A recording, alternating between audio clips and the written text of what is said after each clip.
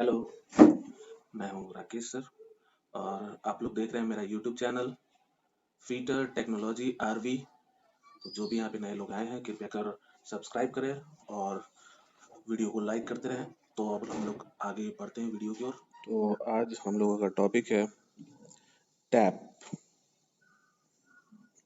तो यहाँ पे हम लोग देख रहे हैं ये टैप है और इसे टैप रिंच कहते हैं। तो इसको यहाँ पर पकड़ कर इसे घुमाने के लिए यूज किया जाता है। तो सबसे पहले हम लोग देख लेते हैं इसके पार्ट्स के बारे में। और ये हमेशा तीन तीन के सेट में उपलब्ध होते हैं। तो इसमें हमेशा 3 सेट होते हैं। यहाँ पे ये देख रहे हैं 3 सेट है। यहाँ पे ये भी बड़ा वाला भी देख रहे हैं, ये भी 3 सेट में होता है। तो ये 3 सेटों में बनाए जाते हैं। तो सबसे पहले हम लोग यहाँ पे देख लेते हैं इसके पार्ट्स के बारे में। तो यहाँ पर हम लोग देखेंगे सबसे पहले पार्ट्स के बारे में।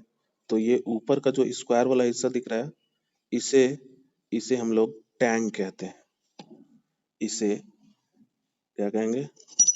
इस वाले हिस्से को टैंक कहते हैं हम लोग।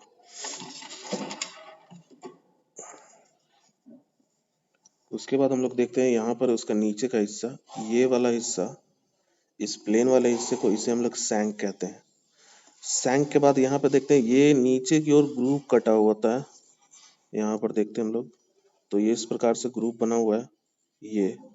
तो इस ग्रूव को हम लोग फ्लूट कहते हैं। इस ग्रूव को फ्लूट कहा जाता है। इसके द्वारा कटिंग चिप्स और जो भी लुब्रिकेंट हम लोग डालते हैं वो इसी के द्वारा अंदर भी जाता है और चिप्स यहीं से बाहर भी निकलता है। उसके बाद हम लोग ये देखते हैं ये हिस्सा, ये होते हैं इसके कटिंग टीथ। ये इसके कटिंग टीथ बने हुए, जिसके द्वारा इंटरनल थ्रेड बनाया जाता है। तो यहाँ पर हम लोग जैसे देख रहे हैं, यहाँ पे ये अंदर की जो चूड़ी कटी हुई है, तो उसे काटने के लिए हम लोग इसका इस्तेमाल करते हैं। तो ये भाग हिस्सा इसका इस्तेमाल किया गया है यहाँ पे चूड़ी को काटने के लिए। तो इसके इंटरनल हिस्से में चूड़ी को काटने के लिए हम लोग टैप का इस्तेमाल करते हैं। तो हम लोग पढ़ते हैं अब आगे। तो यहाँ पर हम लोग देख लेते हैं सबसे पहले, तो ये इसकी मटेरियल क्या होती है। इसकी मटेरियल जो होती है ये हाई स्पीड स्टील की बनी होती है। ये हाई स्पीड स्टील की बनी होती है। अब यहाँ पर हम लोग देख लेते हैं इन तीनों में अंतर क्या होते हैं। तो इन तीनों में आप देखेंगे यहाँ पर अंतर।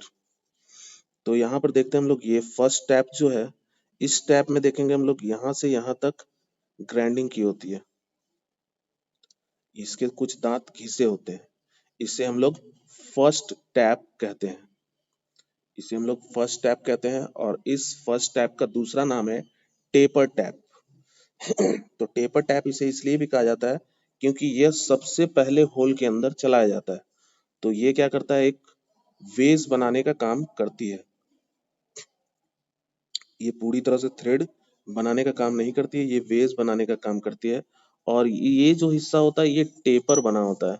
ऊपर का हिस्सा आप लोग देखेंगे इस तरह से, ऊपर का हिस्सा पतला है, नीचे का हिस्सा का चौड़ाई ज्यादा है, यानी कि नीचे का डाया ज्यादा होता है, ऊपर का हिस्सा कम होता है। तो इस प्रकार से यहाँ पे देखेंगे हम लोग, तो ये हमारा फर्स्ट टैप हो गया जिसे हम लोग टेपर टैप भी कहते हैं। और ये जो होती है ये 10 डिग्री के एंगल पर ग्राइंड होती है। उसके बाद आते हैं हम लोग इसमें दूसरे वाले भाग में। तो ये दूसरा का कुछ दांत टेपर होता है, तो इसे हम लोग इंटरमीडिएट टैप कहते हैं। इस टैप का नाम जो है इंटरमीडिएट टैप, या फिर इसे सेकेंड टैप भी कहते हैं। तो यहाँ पर हम लोग देख लेते हैं कि ये जो यहाँ पे ग्राइंड किया जाता है ये 6 से 8 डिग्री तक में ग्राइंड किया जाता है। उसके बाद आते हैं हम लोग तीसरे टैप में, थर्ड टैप में देखेंगे तो यहाँ पे कुछ ही हिस्सा आपको ग्राइंड किया हुआ मिलेगा। ये 4 डिग्री के एंगल पे ग्राइंड किए जाते हैं और ये हमारा हो जाता है फिनिशिंग टैप। इसे थर्ड टैप भी कहते हैं हम लोग। इस थर्ड टैप को हम लोग फिनिशिंग टैप भी कहते हैं। अब यहाँ पे देखते हैं हम लोग सैंक पे, तो सैंक पे इसका साइज लिखा होता है। इसका साइज लिखा होता है और यहाँ पर साइज देखिए, यहाँ पे लिखा हुआ है आपका 13.5 यानी कि 13.5 mm। और यहाँ पे देखिए आपका दिया हुआ है 11 ये BSW है। BSW यानी कि यहाँ पे 11 लिया हुआ है आपका, यानी कि होल का साइज जो है वो, यानी कि मिनिमम डाया इसका 11 होगा और मैक्सिमम डाया जो होगा वो 13.5 का होगा। तो 13.5 में से आप 11 को अगर माइनस कर देते हैं तो ये 2.5 आता है, यानी कि इस दांत के बीच में देख रहे हैं हम लोग जो डेप्थ बना हुआ है यहाँ से यहाँ, ये डेप्थ 2.5, और 2.5 को हाफ कर देंगे हम लोग तो हो जाएगा 1.25। तो इधर की दांत की गहराई 1.25 होती है और इधर के दांत की गहराई भी 1.25 होती है। और जैसा कि यहाँ पे हम लोग देख रहे हैं BSW यहाँ पे लिखा हुआ है, इसका मतलब होता है ब्रिटिश स्टैंडर्ड विथ वर्थ, यानी कि इसके द्वारा जो बनाई गई थ्रेड है वो BSW थ्रेड होगी, और जिसका कोण जो होता है वो 55 डिग्री का होता है। यानी कि यहाँ पर देखेंगे हम लोग इसका एंगल, तो ये एंगल जो होगी ये 55 डिग्री की होगी।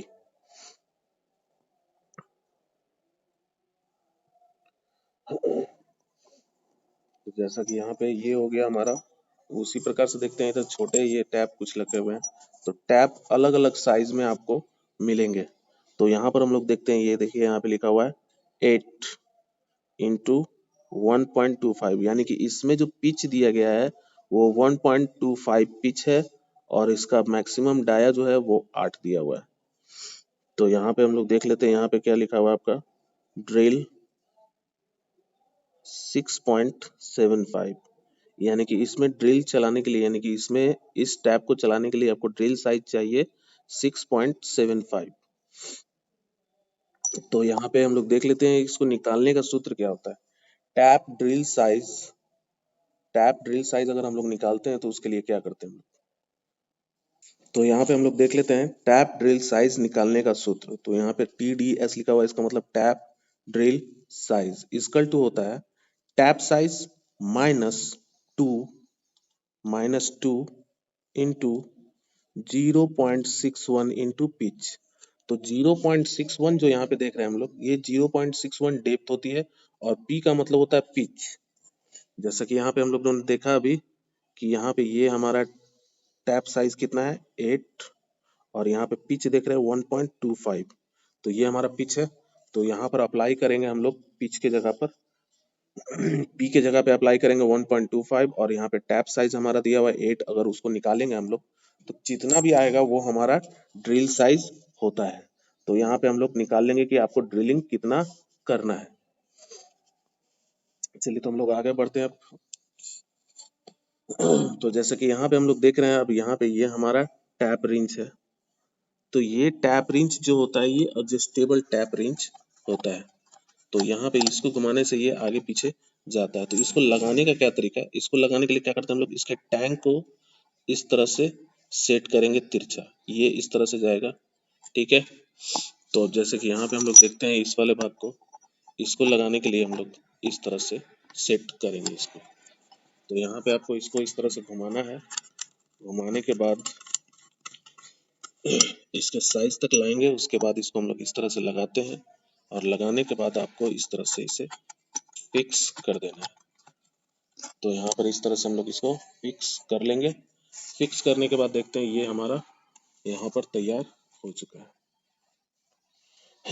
तो ये हमारा यहाँ पे तैयार हो चुका है। अब इसके बाद क्या करते हैं हम लोग कि इसे होल में, यानी कि ये जो होल बना हुआ है इस होल साइज में हम लोग इसको ऐसे रखते हैं, और इसे फिर ट्राई स्क्वायर की सहायता से 90 डिग्री पर हम लोग इसे माप लेते हैं। मापने के बाद इक्वल प्रेशर, दोनों तरफ इक्वल प्रेशर देकर हम लोग इसे 2 बार क्लॉकवाइज साइज और 1 बार एंटी क्लॉक घुमाते हैं। यानी कि इसको घुमाने की प्रक्रिया क्या है, क्लॉकवाइज 2 बार, एंटी क्लॉकवाइज 1 बार, यानी कि 2 बार इसे घड़ी की दिशा में चलाना है और 1 बार इसे घड़ी की उल्टी दिशा में चलाना है, ताकि चिप्स बाहर निकल सके। तो ये इसको चलाने की प्रक्रिया थी, और आज के लिए इतना ही। अब अगले क्लास में हम लोग देखेंगे कुछ नया। तो आप लोगों को वीडियो कैसा लगा, अच्छा लगा तो लाइक करें, और जो भी न्यू व्यूवर्स यहाँ पे आए हैं उन सभी से रिक्वेस्ट है कि आप लोग सब्सक्राइब करें, और जिन किन्हीं को कोई भी डाउट क्वेश्चन पूछना हो तो आप लोग कमेंट बॉक्स में पूछ सकते हैं। तो आज के लिए इतना ही, धन्यवाद।